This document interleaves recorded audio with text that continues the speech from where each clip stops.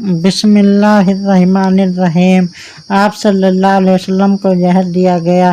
غزوہ خیبر میں ایک یہودیہ عورت زینب بنت الحارث نے بکری کا بھنا ہوا زہر آلود گوشت حضور صلی اللہ علیہ وسلم کی خدمت میں ہدیۃً بھیجا۔ آپ نے اس میں سے کچھ کھا لیا تو اس بھنے ہوئے گوشت نے آپ کو خبر دی کہ میں زہر آلود ہوں۔ آپ نے اسی وقت ہاتھ اٹھا لیا۔ اس کے ساتھ آپ کے صحابی حضرت حسن بن برہ نے بھی کھایا تھا، جو اسی وقت اس کے اثر سے شہید ہو گئے۔ آپ نے اس یہودیہ کو بلا کر پوچھا کہ تجھے اس حرکت پر کس چیز نے اکسایا؟ اس نے کہا، میں نے چاہا کہ میں بطور امتحان معلوم کروں کہ آپ نبی ہیں یا بادشاہ۔ اگر آپ نبی ہوں گے تو آپ کو نقصان نہیں پہنچائے گا، اور اگر آپ بادشاہ ہوں گے تو میں لوگوں کو آپ سے راحت و آرام دلا دوں گی۔ طبقات ابن سعد صفحہ 172 بتا 1۔ چنانچہ حضرت بشر کی شہادت کے قصاص بدل میں آپ کے حکم سے قتل کر دی گئی۔ علامہ زرقانی رحمۃ اللہ علیہ فرماتے ہیں، اور بے شک یہ ثابت ہو گئی کہ ہمارے نبی صلی اللہ علیہ وسلم نے شہادت کی وفات پائی، اس لیے کہ آپ نے خیبر کے دن ایسی زہر ملائی ہوئی بکری کے گوشت میں سے کھایا جس کا زہر ایسا قاتل تھا کہ اسی وقت موت واقع ہو جائے۔ چنانچہ اس زہر کے اثر سے بشر بن برہ بن معرور اسی وقت فوت ہو گئے، اور آپ صلی اللہ علیہ وسلم کا باقی رہنا معجزہ ہو گیا۔ وہ زہر آپ کو اکثر تکلیف دیتا رہتا تھا، یہاں تک کہ اسی کے اثر سے آپ کی وفات ہوئی۔ زرقانی المواہب صفحہ 313 بتا 8۔ علامہ امام جلال الدین سیوطی رحمۃ اللہ علیہ فرماتے ہیں، امام بخاری اور امام بیہقی نے حضرت عائشہ سے روایت کی، انہوں نے فرمایا کہ نبی صلی اللہ علیہ وآلہ وسلم مرض وفات میں فرماتے تھے کہ میں نے خیبر میں جو زہر آلود گوشت کھایا تھا اس کی تکلیف ہمیشہ محسوس کرتا رہتا ہوں، تو اب وقت آ پہنچا کہ اسی زہر کے اثر سے میری رگ جان منقطع ہو۔ انباء الازکیاء بحیاۃ الانبیاء صفحہ 149۔ معلوم ہوا کہ جس طرح شہادت ظہری کی حقیقت آپ کی ذات پر پوری ہوئی تھی، اسی طرح شہادت سری کی حقیقت بھی آپ کی ذات پر پوری ہوئی کہ آپ صلی اللہ علیہ وسلم کو زہر دیا مگر اس کے اثر سے فی الفور آپ کی وفات واقع نہ ہوئی۔ اس لیے یہاں بھی وہی وعدِ خداوندی واللہ یعصمک من الناس اس کے لیے معنی ہوا، اور زہر کا آپ پر اثر انداز نہ ہونا آپ کا معجزہ ہو گیا۔ جب یہ ثابت ہو گیا کہ دونوں شہادتوں کی حقیقت آپ کی ذات پر پوری ہوئی، تو اب یہ دیکھیے کہ ان دونوں شہادتوں کا ظہور کہاں جا کر ہوا۔ حضور صلی اللہ علیہ وسلم کا ارشاد گرامی ہے کہ بے شک حسن اور حسین دنیا میں میرے دو پھول ہیں، مشکات، اور ظاہر ہے پھل اور پھول میں جمال و کمال حقیقت میں اصل کا ہی ہوتا ہے، تو ان دونوں پھولوں کے اصل سے جمال کا فیض بھی ملا اور کمال کا فیض بھی۔ چنانچہ امیر المومنین حضرت علی کرم اللہ وجہہ فرماتے ہیں کہ حسن سینے سے لے کر سر تک رسول اللہ صلی اللہ علیہ وسلم کے مشابہ، اور حسین سینے سے لے کر نیچے تک آپ صلی اللہ علیہ وسلم کے مشابہ ہیں۔ ترمذی شریف۔ اعلیٰ حضرت امام اہل سنت مولانا شاہ احمد رضا خان صاحب رحمۃ اللہ علیہ فرماتے ہیں، ایک سینہ ایک مشابہ حق، وہاں سے پاؤں تک حسن صبتین ان کے جاموں میں ہے، نیما نور کا صاف شکل پاک ہے، دونوں سے ملنے سے عیاں خط تمام میں لکھا ہے، یہ دور کا نور کا، تیری نسل پاک میں ہے بچہ بچہ نور کا، تو ہے عین نور، تیرا سب گھرانہ نور کا۔ تو جس طرح یہ دونوں شاہزادے مظہر جمال مصطفیٰ تھے، اسی طرح مظہر کمال مصطفیٰ بھی تھے، یعنی جس طرح ان دونوں میں جمال مصطفیٰ تقسیم ہوا، اسی طرح کمال مصطفیٰ بھی تقسیم ہوا۔ چنانچہ بڑے شہزادے کو شہادت سری کا فیض ملا، اور چھوٹے کو شہادت ظہری کا ثابت ہوا کہ حسنین کریمین کی ذات مظہر جمال مصطفیٰ بھی ہے اور مظہر کمال مصطفیٰ بھی، صلی اللہ علیہ وسلم۔ علیہ صلی اللہ علیہ وآلہ وسلم، چونکہ بڑے شاہزادے کے حصے میں شہادت سری آئی تھی، اور سر خفا و پوشیدگی چھپی کو کہتے ہیں۔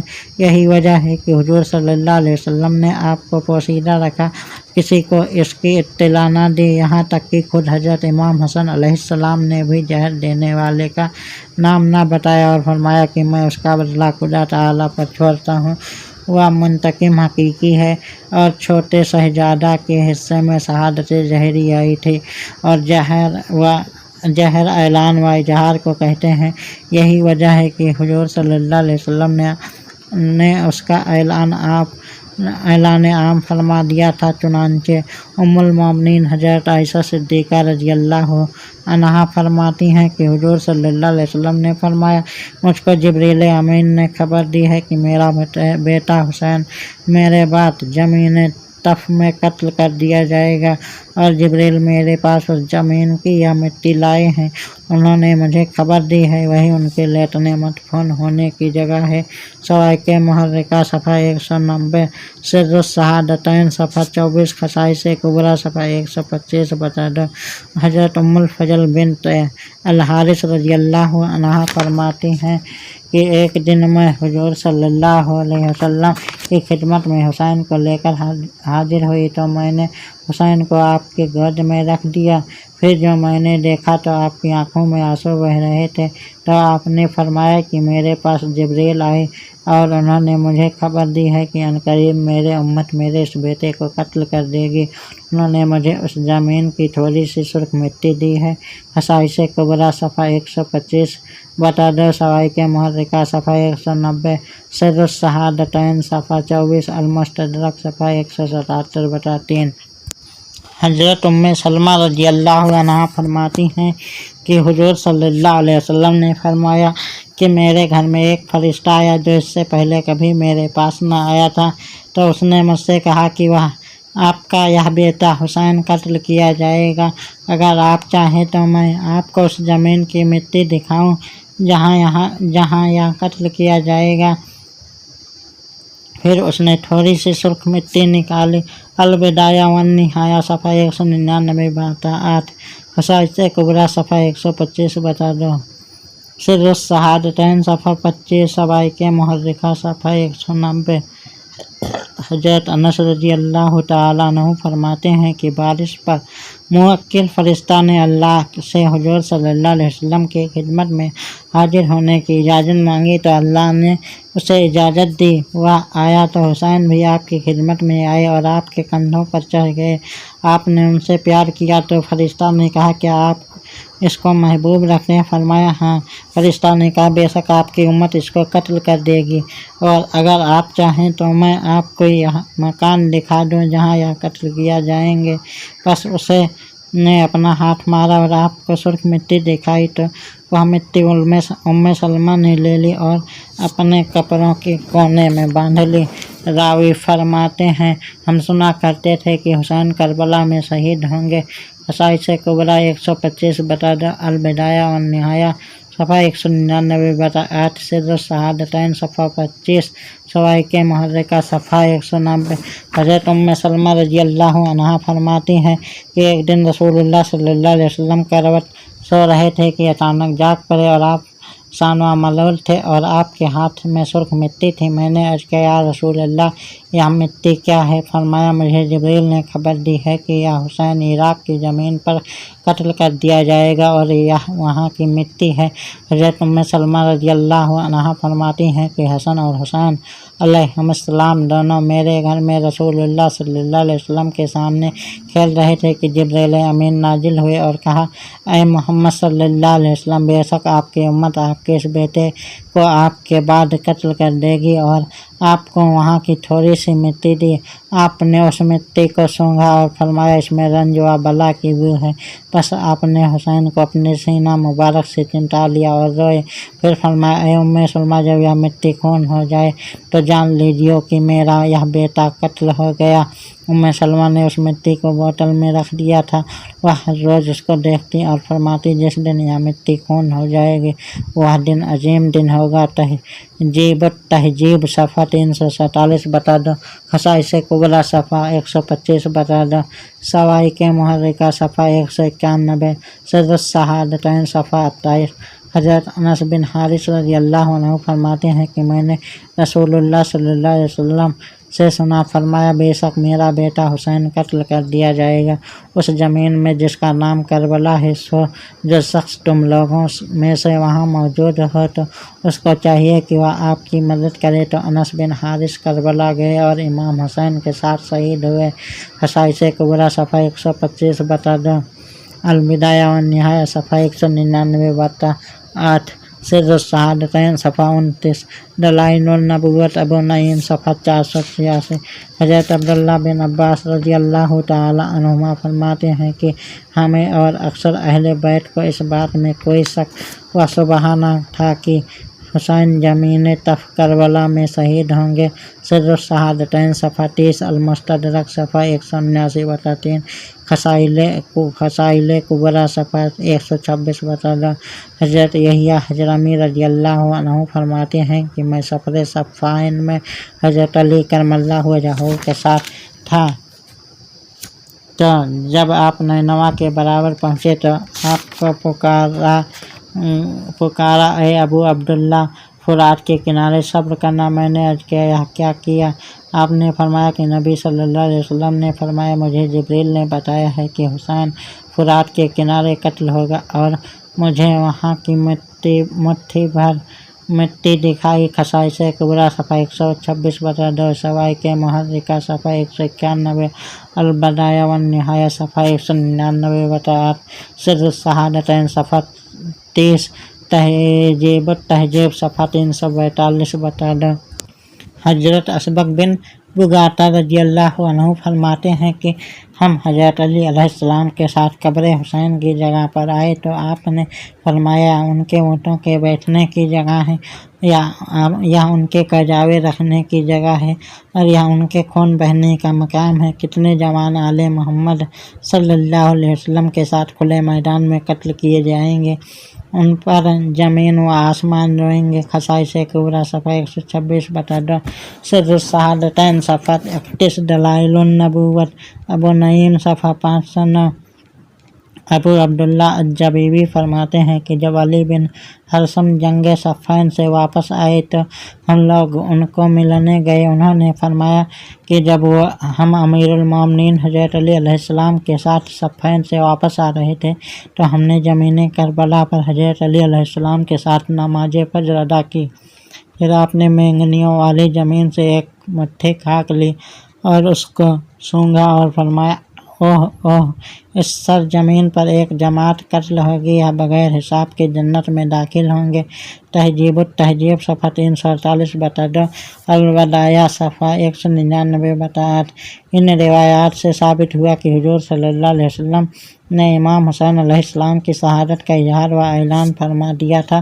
بہت سے صحابہ و اہل بیت کو معلوم تھا کہ حسین شہید ہوں گے اور ان کی شہادت گاہ کربلا ہے، اور یہ کسی روایات میں نہیں پڑھا کہ کسی نے دعا کی ہے کہ یہ الہی کربلا میں ہونے والا واقعہ اور آنے والے مصائب نہ آئیں۔ حضور صلی اللہ علیہ وسلم دعا فرماتے تھے، حضرت علی و حضرت فاطمہ و حضرت حسن اور خود حضرت حسین علیہم السلام ہی دعا فرما دیتے، کیونکہ کاملین کی دعا تقدیر مبرم کو بھی بدل دیتی ہے۔ حضور صلی اللہ علیہ وسلم کا ارشاد گرامی ہے کہ دعا زیادہ کرو، بے شک دعا قضائے مبرم کو بھی ٹال دیتی ہے۔ کنز الامان صفحہ 29 بتا دو۔ تو کسی نے دعا کیوں نہیں فرمائی؟ اس لیے کہ راضی برجا تھے اور جانتے تھے کہ اللہ تعالیٰ کی طرف سے یہ ایک امتحان اور آزمائش ہوگی، اور اللہ تعالیٰ اپنے بندوں کا امتحان لیا کرتا ہے، یا اس کی سنت ہے۔ چنانچہ فرمایا کیا لوگوں کا یہ گمان ہے کہ ان کو چھوڑ دیا جائے گا صرف اتنا کہنے پر کہ ہم ایمان لائے اور ان کی آزمائش نہ ہوگی؟ اور بے شک ہم نے ان کو بھی آزمایا اور ان سے پہلے تھے اور ان کو بھی آزمائیں گے، تاکہ دیکھ لے اللہ اور ظاہر کر دے ان کو جو سچے ہیں اور ان کو بھی جو جھوٹے ہیں۔ العنکبوت کیا تم نے اس گمان میں ہو کہ یوں ہی جنت میں داخل ہو جاؤ گے، حالانکہ تم پر ان لوگوں کی مثل حالات نہیں گزرے جو تم سے پہلے ہوئے ہیں کہ انہیں اس قدر سختی اور مصیبت پہنچی اور لرز اٹھے، یہاں تک کہ رسول اور جو آپ کے ساتھ اس کے ساتھ ایمان لائے تھے کہنے لگے کہ اللہ کی مدد کب آئے گی، سن لو بے شک اللہ کی مدد قریب ہے۔ سورہ بقرہ 214۔ کیا تم اس گمان میں ہو کہ جنت میں چلے جاؤ گے، حالانکہ ابھی اللہ نے امتحان نہیں کیا ان کا جو تم میں مجاہد ہیں اور نہ ان کا جو صبر کرنے والے ہیں۔ سورہ آل عمران 142۔ اور ہم ضرور تمہیں آزمائیں گے، کچھ خوف اور بھوک اور مالوں اور جانوں پھلوں کے نقصان سے، اور ان صبر کرنے والوں کو خوشخبری دیجیے کہ جب ان کو کوئی مصیبت پہنچتی ہے تو کہتے ہیں کہ بے شک ہم اللہ ہی کے لیے ہیں اور بے شک ہم اسی کی طرف لوٹنے والے ہیں۔ یہی وہ لوگ ہیں جن پر ان کے رب کی طرف سے صلوات اور رحمت ہے، اور یہی وہ لوگ ہیں جو ہدایت یافتہ ہیں۔ ان آیات سے ثابت ہوا کہ صرف زبانی کلامی دعوی ایمان و اسلام کافی اور ذریعہ نجات نہیں، بلکہ طرح طرح کے حوادث و مصائب اور رنج و غم سے دوچار ہونا پڑتا ہے۔ سورہ بقرہ 156۔ یہ شہادت گاہ الفت میں قدم رکھنا ہے، یہ شہادت گاہ الفت میں قدم رکھنا ہے۔ لوگ آسان سمجھتے ہیں مسلمان ہونا، بلا شبہ کھر اور کھوٹے، سچے اور جھوٹے کی پہچان ہوتی ہے تو امتحان کے میدان ہی میں ہوتی ہے۔ ہر شخص کا امتحان اس کی دینی و ایمانی حیثیت کے مطابق ہوتا ہے۔ جس قدر کوئی دین و ایمان میں مضبوط اور سخت ہوتا ہے، اسی قدر اس کے امتحان میں سختی کی جاتی ہے۔ چنانچہ حضور صلی اللہ علیہ وسلم کا ارشاد ہے کہ سب سے زیادہ سخت امتحان انبیاء کا ہے، اس کے بعد صالحین، پھر درجہ بدرجہ ان لوگوں کا جو ان کے ساتھ مشابہت رکھتے ہیں، اور یہ اہل اللہ اصل میں عصاق ہوتے ہیں۔ عصاق کا تو کہنا ہی کیا ہے، اس کی دنیا ہی نرالی ہے، اور محبوب کی راہ میں اپنے آنے والی تکلیف و مصیبت میں لذت و راحت ہی پیتے ہیں۔ محبوب کی راہ میں جس قدر ان کو ذلت نصیب ہوتی ہے، اسی قدر محبوب کی نگاہ میں ان کو عزت حاصل ہوتی ہے۔ چنانچہ روزہ دار کے منہ کی بو اللہ کے نزدیک مسک و عنبر کی خوشبو سے بہتر ہے، یعنی بظاہر خراب بباطن عمدہ، لہٰذا جو اللہ کی راہ میں ذلت اٹھاتے ہیں وہ اللہ کے نزدیک کمال درجہ کی عزت پاتے ہیں۔ حضرت انس رضی اللہ عنہ فرماتے ہیں کہ جنگ احد کے دن حضور صلی اللہ علیہ وسلم اپنے چچا حضرت حمزہ علیہ السلام پر گزرے، دیکھا کہ ان کے کان اور ناک وغیرہ سب کاٹ دیے گئے تھے، تو فرمایا کہ اگر صفیہ کے غم کا خیال نہ ہوتا تو میں ان کو اسی حالت میں چھوڑ دیتا تاکہ ان کو پرندے اور درندے کھا لیتے، اور قیامت کے دن اللہ ان کا حشر درندوں اور پرندوں کے پیٹوں میں سے کرتا۔ المستدرک 196 بتاتے ہیں، پھر ایک کمبل میں لپیٹ کر ان کو دفن کر دیا۔ دیکھیے حضور صلی اللہ علیہ وسلم کا ارادہ تھا کہ لاش اس طرح بے حرمتی کے ساتھ پڑی رہے اور جانور کھا جائے تاکہ ذلت کمال درجہ کو پہنچ جائے، اور اس طرح یہ اللہ تعالیٰ کی بارگاہ میں کمال درجہ کی عزت کے حقدار ہو جائیں۔ لیکن حضرت صفیہ کے غم کے خیال سے آپ نے اس قصد کو ترک فرما دیا، مگر اس کے باوجود وہ سید الشہداء کا مقام و مرتبہ پا گئے۔ امام عالی مقام حضرت حسین علیہ السلام کے متعلق حضور صلی اللہ علیہ وسلم اور آپ کے اہل بیت کرام نے راضی برجا ہو کر یہی چاہا کہ ان کا امتحان ہو، اور ایسا امتحان ہو کہ تکالیف و مصائب کے پہاڑ ٹوٹے اور بے بسی اور بے کسی کی انتہا ہو جائے۔ چنانچہ زہر بن قیس جو واقعہ کربلا میں لشکر یزید میں تھا، جب یزید کی فتح کی خوشخبری سنانے آیا تو من جملہ اور واقعات کی یہ بھی سنایا کہ ان کے اجساد برہنہ، ننگے جسم اور ان کے کپڑے خون میں لت پت، ان کے